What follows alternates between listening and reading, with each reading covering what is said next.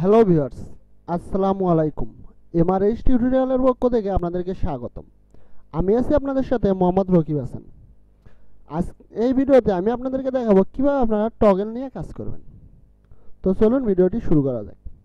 তো টগলকে নিয়ে গিয়ে আমরা সেকশনের ভিতর রাখলাম। দেখেন টগলে আমাদের সেম ভাবে কাজ করতেছে। আমাদের অ্যাকর্ডিয়নের ভিতর ছিল প্লাস মাইনাস, আর টগলের ভিতর হলো অ্যারো।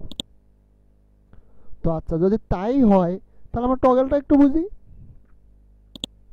আমাদের অ্যাকর্ডিয়নের ভিতর কিন্তু আইকনটাও ছিল, খেয়াল করেন।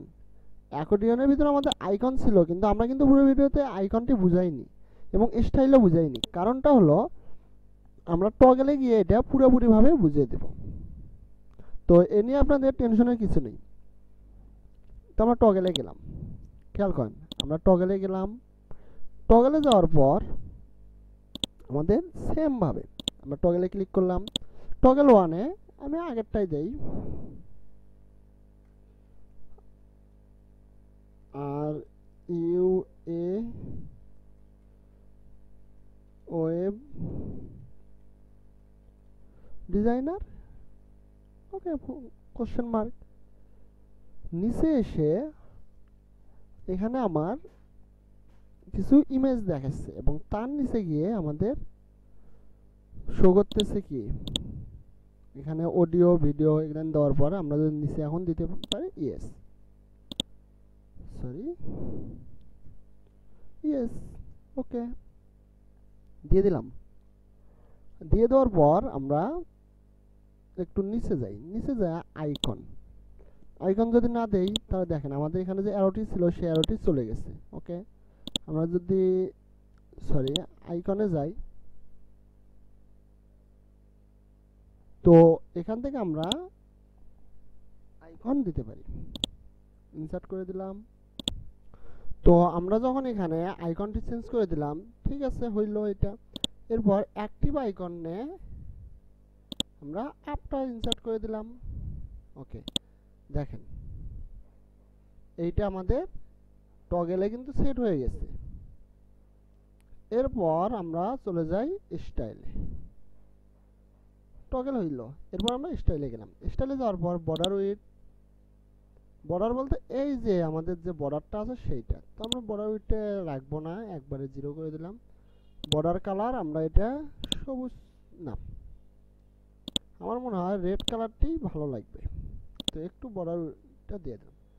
বর্ডার স্পেস বিটুইন, না আমরা স্পেস রাখবো না। বক্স শ্যাডো, না আমরা শ্যাডো দেব না। এরপর টাইটেল, ব্যাকগ্রাউন্ডে আমরা যদি লাল দেই, না ব্ল্যাক দেই, সরি ব্ল্যাক না নীল দিলাম, এবং লেখার কালার আমরা দিয়ে দিলাম সাদা। ওকে, অ্যাক্টিভ কালার আমরা দিয়ে দেই সবুজ।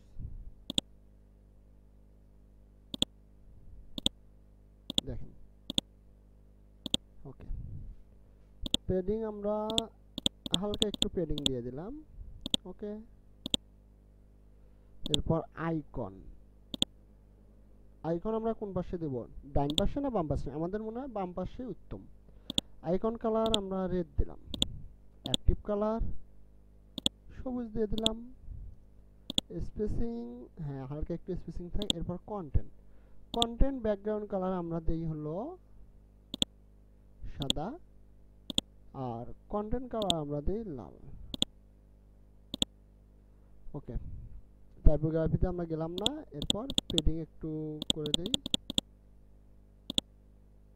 ওকে, অ্যাডভান্সে গিয়ে আমরা আর অ্যাডভান্সে মার্জিন পেডিং এর কাজটা দেখাবো না। ওকে, আমি আপডেট দিলাম।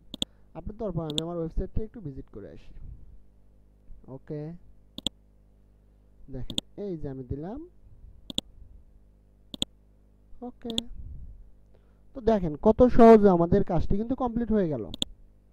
তো ভিউয়ার্স, এই ছিল আমার এই ভিডিও। যদি ভিডিওটি আপনাদের ভালো লেগে থাকে অবশ্যই ভিডিওতে লাইক দিবেন।